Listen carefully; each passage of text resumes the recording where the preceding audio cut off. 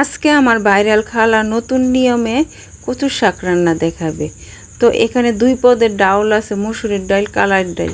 তো পানিটা একটু গরম হওয়ার পরে ডালগুলা দিয়ে দিল, দিয়ে তারপরে এই যে দেখো বলক এসে গেছে। এখন অনেকগুলা কাঁচামরিচ দিবে, তারপরে পেঁয়াজ দিবে, রসুন দিবে, দিয়ে ভালো মতো একটু সিদ্ধ করে নেবে।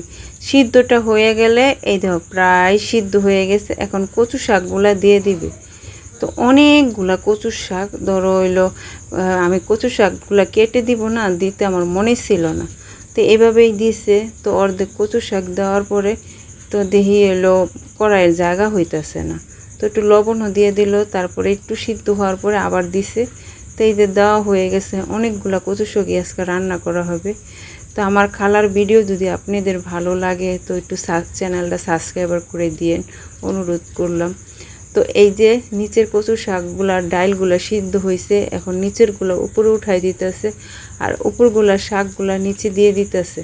দেখো কালারটা কত সুন্দর হয়েছে, শাকটা কিন্তু অনেক মজা হয়েছে। এই শাকটা আপনারা রুটির সাথে খেতে পারবেন, মানে গমের আটার রুটি আছে না, ওই রুটির সাথে খেতে পারবেন, তারপরে গরম ভাতের সাথে, সব দিয়েই ভালো লাগে শাকগুলা। আর একদম তাজা শাক উঠাইছিলাম সকালবেলা, উঠায় এই শাকটা রান্না করা হয়েছে। তো এই যে সিদ্ধ হয়ে যাইতেছে প্রায়। তো এই সিদ্ধ হওয়ার পরে এখন দেখো ভালো মতো লাড়াদা নিতেছে। তো মুরব্বী মানুষ তো লাড়তে একটু কষ্ট হয়, কিন্তু রান্না করতে পারে, রান্নার খুবই শখ। হ্যাঁ, এখনও তার অনেক সুন্দর করে রান্না করতে পারে, সব রান্নাই করতে পারে। মাশাল্লাহ, সবাই দোয়া করবেন যেন সে সুস্থ থাকে, ভালো থাকে। তার বয়স কিন্তু 90 বছর। এখন এই যে ডাবর দিয়া ভালো মতো গুতায় নিতে আছে, কিন্তু 90 বছর হইলে কি অনেক কাজ করে, কাপড় চোপড় ধুইতে পারে, রান্না করতে পারে, থালা বাসন ধুইতে পারে। এখনও একটা দাঁতও নাই তার, কিন্তু মাড়ি দিয়া খায়, অনেক কষ্ট করে খায়, কিন্তু আল্লাহর রহমতে যা খায় ভালো খায়, সুস্থ থাকুক, ঠিক না? তো এই ডাবর দিয়ে ভালো মতো গুতায় নিতে আছে, যেই পর্যন্ত মানে শাকটা আটটা আটটা না হয়। তো আটটা আটটা হলে কি শাকটা ভালো লাগবে, একদম কাঁচামরিচ, পেঁয়াজ, ডাল সব ভালো মতো গুইটে নিতেছে। তো একটু চেকে দেখলো লবণ হয়েছে কি না, তো লবণ কম হয়েছিল, পরে আবার লবণ দিয়ে দিল, দিয়ে ভালো মতো গুটে নিতেছে। যত গুটবো শাকটা তত কিন্তু স্বাদ হবে, কারণ শক্ত হবে একটুখানি। তো গুটানো শেষ, তারপর কড়াইটা ধুয়ে নিয়ে আসা, তো সরিষার তেল দিয়ে দিল, দেওয়ার পরে রসুন আর পেঁয়াজ দিয়ে দিল বাগারের জন্য।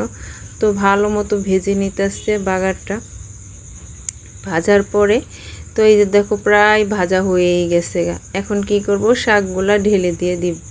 তো এই দেখো অনেকগুলা শাক হয়েছে, শাকটা কিন্তু আসলেই মজা হয়েছিল। আমরা কিন্তু 2 দিন খাইছিলাম শাকগুলো, অনেকগুলো শাক হয়েছে, তো 2 দিন খাইছি আমরা।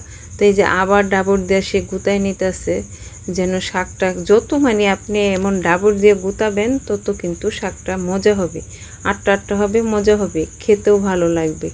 তো আমরা কিন্তু একদম বৃষ্টির ভিতরে এই শাকটা রান্না করছিলাম, কিন্তু একটু গলা চুলকায় নাই। তো এই যে আমাকে শাকটা হয়ে গেছে, দেখছো তার এই ডাবর দইরা লাড়ানোর টেকনিকটা আমি তো ভুলো এটি পারি না। তো এই যে লাস্টে হয়ে গেছে, সল্লি